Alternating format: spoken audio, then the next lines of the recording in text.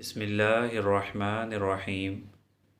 نبی اکرم صلی اللہ علیہ وسلم اللہ تعالیٰ سے روایت فرماتے ہیں کہ اللہ تعالیٰ نے نیکیاں اور برائیاں لکھیں اور پھر ان کی وضاحت فرمائی کہ جو آدمی کسی نیکی کا ارادہ کرتا ہے مگر اس کو کرتا نہیں، اللہ تعالیٰ اس کی ایک کامل نیکی لکھ دیتے ہیں، اور اگر ارادہ کر کے اس کو کر گزرتا ہے تو اللہ تعالیٰ 10 نیکیوں سے لے کر 700 گنا بلکہ اس سے بھی کہیں زیادہ نیکیاں لکھ دیتے ہیں۔